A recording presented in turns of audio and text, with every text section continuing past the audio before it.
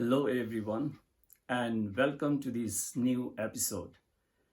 In today's video, I'm going to discuss the lesson Macbeth. Now, Macbeth is a very famous play written by William Shakespeare. You must have heard of William Shakespeare's name. Shakespeare is arguably one of the finest writers in the English language. He is widely regarded as the best dramatist in the world. Shakespeare was born during the Elizabethan period, that is, when Queen Elizabeth I was the monarch of England, around the middle of 16th century. Shakespeare was a prolific writer. He wrote 39 plays and 154 sonnets. His plays are divided into three categories. They are comedies, tragedies, and historical plays. Macbeth is a tragedy. A tragedy is a play that usually ends in the death of one or more characters in the story. It ends on a sad note. Now, in addition to Macbeth, Shakespeare has written a number of very famous tragedies. A few of them are Hamlet, Othello, King Lear, and then Romeo and Juliet. This play, Macbeth, is set in Scotland. Scotland is part of today's United Kingdom. United Kingdom consists of England, Scotland, Wales, and Northern Ireland. In the opening act of the play, we find King Duncan as the ruler of Scotland. He had two generals. One was Banquo and the other was Macbeth. Macbeth was celebrated as a general. He was well known for his bravery and heroism. On behalf of the king, he fought a lot of battles. In one of the battles, he defeated the rebel army, and this endeared him to the king. Having won the battle, Macbeth and Banquo, they were coming back home. On their way back home, they met three strange-looking creatures. These strange-looking creatures had the appearance of women, but they also had beards. They did not look like earthly creatures, and they were wildly attired.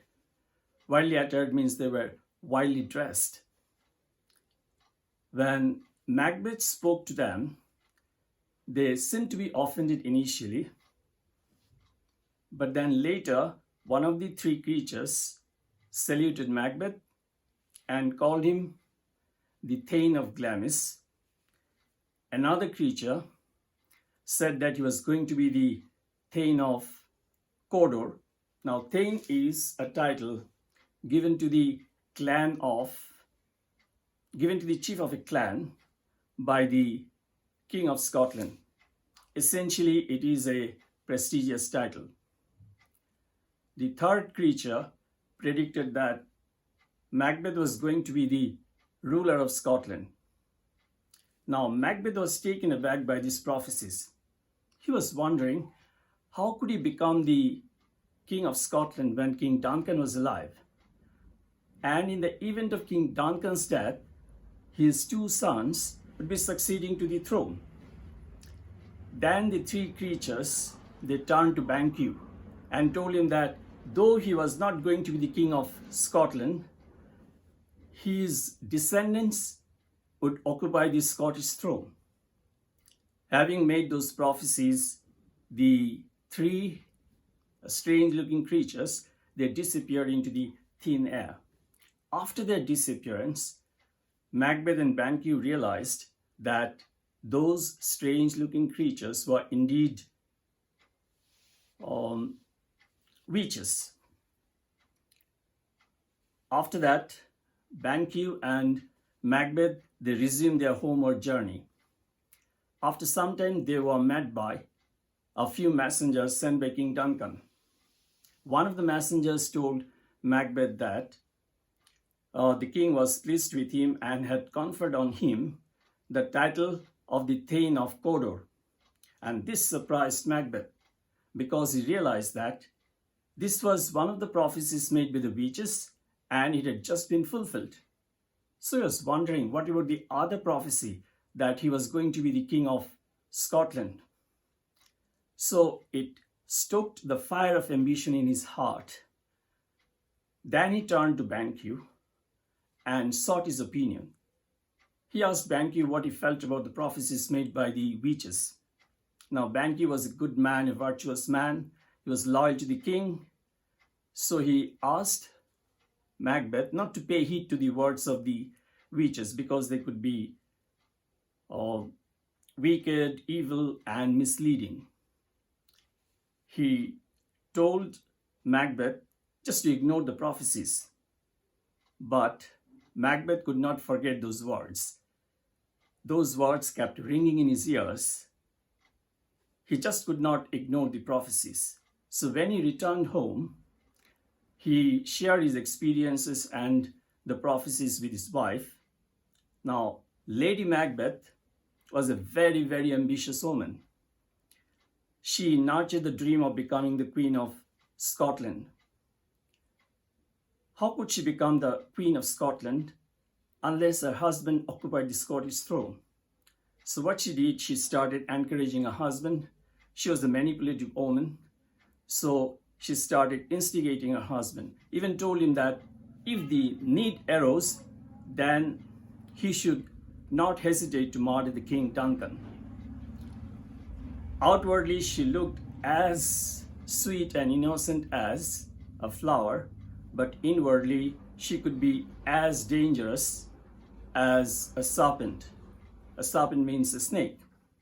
In the meantime, King Duncan was very happy with Macbeth. He decided to visit Macbeth and his wife in the castle to honor him in person. So very soon, accompanied by his two sons and a large number of officials and attendants, King Duncan called on Macbeth and his wife in the castle. Though Macbeth and his wife were plotting to kill the king, outwardly they made a great show of hospitality. They extended a very hearty and warm welcome to him. The king was very, very happy with the kind of hospitality that he had received. So, as a token of appreciation, he gave a diamond to Lady Macbeth for her hospitality. The king was very tired because of the long journey that he had undertaken. So he went to bed early. And this was the opportunity that Lady Macbeth was waiting for. In the middle of the night, she decided to go into King Duncan's room and murder him. She picked up a dagger. She took the initiative because she felt that her husband was too kind-hearted to carry out the murder. Now, when she entered King Duncan's room, and as she moved closer to him, she stopped abruptly when she saw King Duncan's face. She was reminded of her own father. She could see the resemblance between her father and King Duncan. So she just couldn't bring herself to commit the murder. She left the room quietly, came back to her husband, and told him what had happened. But she insisted that he should take the initiative, he should go and murder King Duncan. Now, Macbeth was reluctant initially. He offered 3 reasons why he should not murder King Duncan. Firstly, King Duncan was a close relative, and that day he was his guest. So as the host, he should not kill King Duncan, rather he should protect him. Secondly, he said that King Duncan was very, very just and upright ruler. that he was loved by his subjects. So if he was murdered, the subjects would turn hostile and take revenge on Macbeth. Thirdly, he said that King Duncan loved him, and because of that, the subjects liked Macbeth. And so if he murdered the king, his reputation would be spoiled. It would tarnish his image. But Lady Macbeth was adamant. She kept putting pressure on her husband. She kept nagging him. She even went to the extent of calling him weak-minded, cowardly, and fickle-minded. Under pressure from his wife, Macbeth picked up the dagger, quietly entered the room where King Duncan was asleep. Initially, he was scared, but he was able to overcome his fear. And then he drove his dagger into the king's body. The king was stabbed to death by Macbeth. Now, Macbeth was guilt-ridden after he had committed the murder. He began to imagine things and he began to hear voices.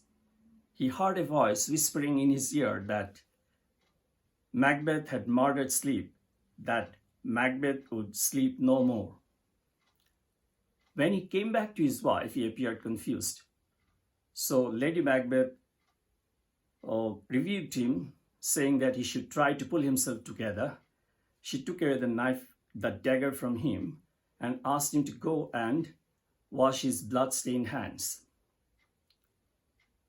The next day, the murder of King Duncan was discovered. His two sons, Malcolm and Donald Bain, they fled fearing for their lives. The elder son, Malcolm, he went to England and sought asylum there. And the younger son, Donald Bain, he went to Ireland. Though Macbeth and his wife, they made a big show of their grief. They pretended as if they were devastated by the murder of the king. Yet the nobleman and the subjects, they were not convinced. The needle of suspicion pointed to Macbeth. After murdering the king, Macbeth occupied the throne of Scotland, but then he was thinking of the prophecies made by the witches. He was thinking that Banquo and his son posed a threat to his throne. So he decided to get rid of Banquo and his son. He hired some assassins for that purpose. He also announced that he was going to host a royal feast, to which he invited the nobleman of the kingdom. He also invited Banquo and his son. As Banquo and his son were going to the royal feast, they were ambushed. Banquo was killed, but his son managed to escape. And this news was conveyed to Macbeth. At the royal feast, Macbeth began to behave strangely. He saw the ghost of Banquo. He saw that the ghost was sitting down at the table. So he started raving wildly. And this startled the noblemen who were present there. Macbeth was feeling increasingly threatened because most of the noblemen and the subjects had turned hostile to him because he had turned into a tyrant. He was oppressing and persecuting people. So since he felt threatened, since he felt that his throne was not secure, he decided to take the opinion of the witches. So he visited the witches in their cavern. There he learned, one of the witches told Macbeth that he should be very careful about a nobleman named Macduff, that Macduff was hostile to him. Then they told Macbeth that no man born of a woman would be able to kill him. And thirdly, they told him that unless the Burnham Wood. The Burnham Wood was the forest just outside his castle. Moved to the castle, he would be safe. After hearing the prophecies, Macbeth felt invincible. He thought that uh, he was unconquerable because it would be very difficult to fulfill those two conditions.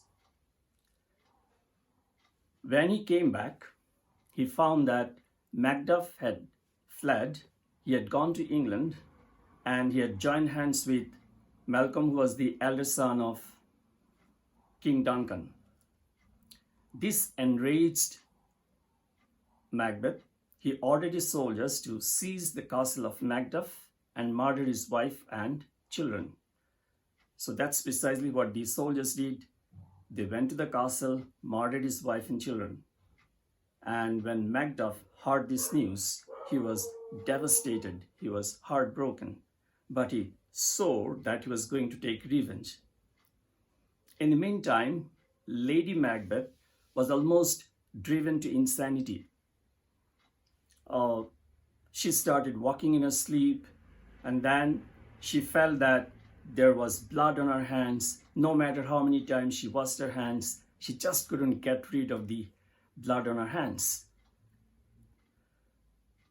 Unable to bear with this, she committed suicide. And when Macbeth came to know that his wife had taken her own life, he was heartbroken. He sank into a deep depression. In the meantime, Malcolm raised an army, and accompanied by Macduff, they started moving towards Macbeth's castle. The name of the castle was Duncan. Now, Macbeth, when he heard that the army led by Malcolm and Macduff was moving towards his castle, he retreated inside and then waited for his enemy forces to turn up. Very soon, he was shocked to learn that the Burnham Wood was moving towards the castle. What had happened was that the forces led by Malcolm and Macduff, when they reached the Burnham Wood, they cut down the branches of the trees and used them as camouflage. So as they started moving towards the castle, it seemed as if the forest was moving. So one of the prophecies made by the witches was fulfilled. And then a battle broke out between the army led by Macbeth and the forces led by Macduff and Malcolm. On the battlefield, Macbeth and Macduff, they came together. And that's when Macbeth came to know that Macduff was born prematurely. He was ripped out of his mother's womb. He was born through a cesarean section. A cesarean section is a surgical procedure in which an opening is made in the mother's abdomen and the baby is taken out through that opening. When he learned this, Macbeth realized that his life was doomed, that he was going to die, but still he fought fearlessly. In the end, he was overthrown. He was overpowered by Macduff, who killed him and beheaded him. So after the battle was over, King Duncan's son, Malcolm, declared himself the King of Scotland. And then he announced that he was going to be fair and upright, and he invited everyone to his crowning ceremony, which was going to be held in Scone. Scone was a town in central Scotland. And that's how the play ends. So this is a very, very gripping tale. It is a tale of ambition, intrigue, conspiracies, guilt, murder, and above all, downfall and death. I'm sure that you've enjoyed the story, but you need to read the text in order to understand it completely. So please read the text in order to know all the details. if you need any help, you can always turn to me. I'll be very happy to give any kind of help that you need. I'm going to wrap it up here. In a couple of days, I'm going to upload the notes, so please watch this space. Until then, take care. Bye for now.